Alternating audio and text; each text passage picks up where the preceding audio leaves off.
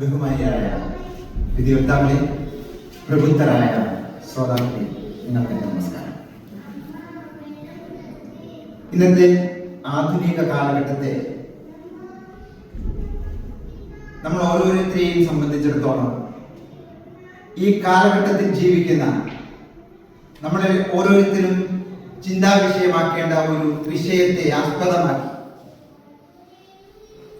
ജെൻസി കാലഘട്ടത്തിലെ സഭ എന്ന വിഷയത്തെ ആസ്പദമാക്കി നിങ്ങളുമായി സംവേദിക്കുവാൻ കിട്ടിയ ഈ അവസരം ഞാൻ എന്റെ ആശയങ്ങളെ നിങ്ങളുടെ മുമ്പിലേക്ക് പകർത്തുവാൻ ആഗ്രഹിക്കുകയാണ്. നമ്മളെല്ലാം ഈ കുറച്ച് കാലങ്ങൾക്ക് മുമ്പ് കേട്ടതാണ് ജെൻസി പ്രക്ഷോഭം എന്ന്. അതിനൊരു തുടക്കം കുറിച്ചത് നമ്മുടെ അയൽരാജ്യമായ നേപ്പാളിൽ നിന്നാണ്. അപ്പോൾ പലരും ചിന്തിച്ചു, എന്താണ് ഈ ജെൻസി? ഒരു പുതിയ അസോസിയേഷൻ ആണോ, പുതിയ സംഘടനയാണോ, യുവാക്കളുടെ ഒരു കൂട്ടമാണോ ഇവിടെ പിറന്നത് എന്ന്? പലർക്കും ഇപ്പോഴും അതിനെക്കുറിച്ച് വ്യക്തമായ ഒരു ധാരണയില്ല. ജെൻസി എന്ന് പറഞ്ഞിട്ടുള്ള ജനറേഷൻ കണക്ടിവിറ്റിയാണ്. അവിടെ അത് യുവാക്കളുടെ കണക്ടിവിറ്റി എന്നതുകൊണ്ട് അർത്ഥമാക്കുന്നില്ല. ഈ ആധുനിക കാലഘട്ടത്തിൽ നമ്മൾ നമ്മുടെ മീഡിയയുമായിട്ട്, നമ്മുടെ ടെക്നോളജിയുമായിട്ട് എത്രമാത്രം കണക്ട് ആയിരിക്കുന്നു എന്നതാണ് നമ്മൾ ഉദ്ദേശിക്കുന്നത്. അവിടെ പ്രായാന്തരങ്ങളില്ല. അവിടെ കുട്ടികളെന്നോ ചെറിയവരെന്നോ മുതിർന്നവരെന്നോ വ്യത്യാസങ്ങളില്ല. പക്ഷെ ഇതൊക്കെ നമ്മുടെ സഭയുമായിട്ട് എങ്ങനെ കണക്ട് ആയിരിക്കുന്നു? ഇത് നമ്മുടെ സഭയിൽ എങ്ങനെ സ്വാധീനം ചെലുത്തുന്നു? അതൊരു ചോദ്യമാണ്. കാലഘട്ടങ്ങൾക്കനുസരിച്ച് നമ്മൾ മാറേണ്ടിയിരിക്കുന്നു. പുതിയതിനെ തള്ളിപ്പറയുന്നവരല്ല, പഴയതിനെ ചേർത്ത് പിടിക്കുന്നവരല്ല, പുതിയതിനെയും പഴയതിനെയും കണക്ട് ചെയ്യുന്ന വ്യക്തികളായി മാറുവാൻ നമുക്ക് സാധിക്കണം.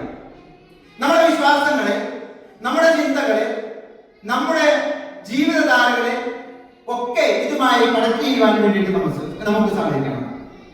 സഭ എന്ന് പറയുന്നത് നമ്മളൊക്കെ കൂടുന്നതാണ്. അതിന്റെ അത് വ്യക്തികൾ മാത്രമല്ല, കുടുംബങ്ങൾ മാത്രമല്ല, സമൂഹം മാത്രമല്ല, രാഷ്ട്രം മാത്രമല്ല, ഇതെല്ലാം കൂടുന്ന ഒരു കൂട്ടായ്മയാണ് സഭ എന്ന് പറയുന്നത്.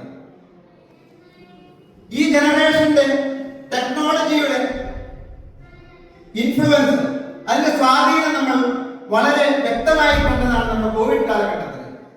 നമ്മളെല്ലാം മാറി, നമ്മളെല്ലാം ടെക്നോളജിയിലോട്ട് മാറി. നമ്മൾ കുർബാന കാണുന്നത്, നമ്മൾ പ്രസംഗങ്ങൾ കേൾക്കുന്നത്, നമ്മൾ ധ്യാനങ്ങൾ നടത്തുന്നത് എല്ലാം ഡിജിറ്റൽ പ്ലാറ്റ്ഫോമിൽ കൂടിയായിരുന്നു. നമ്മുടെ ഈ ടെക്നോളജിയെ നമ്മൾ എത്രമാത്രം ഉപയോഗപ്പെടുത്തുന്നു എന്ന്, സഭയിൽ എത്രമാത്രം അത് സ്വാധീനം ചെലുത്തുന്നു എന്ന് അറിയണമെങ്കിൽ നമ്മൾ അറിയേണ്ട ഒരു കാര്യമുണ്ട്. ഏറ്റവും അവസാനമായി ലിയോ 14 മാർപ്പാപ്പ നമുക്കൊരു വിശുദ്ധനെ പ്രഖ്യാപിക്കുകയുണ്ടായി.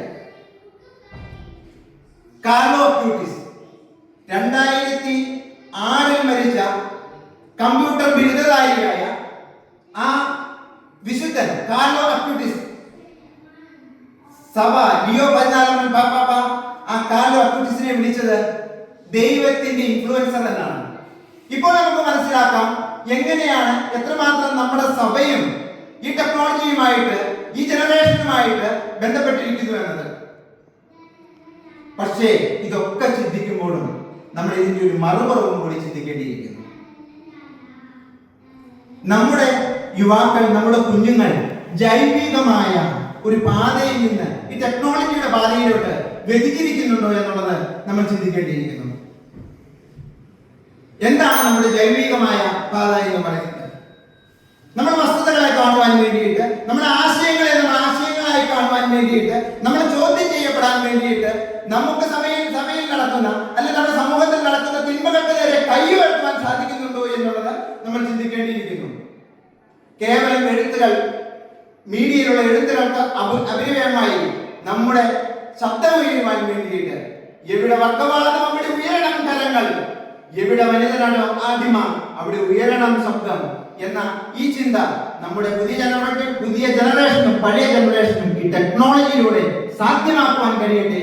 നമ്മുടെ സഭയ്ക്കും അതിലൂടെയുള്ള ഒരു വളർച്ച ഉണ്ടാവട്ടെ എന്ന് ആശംസിച്ചുകൊണ്ട് നിർത്തുന്നു. നന്ദി, നമസ്കാരം.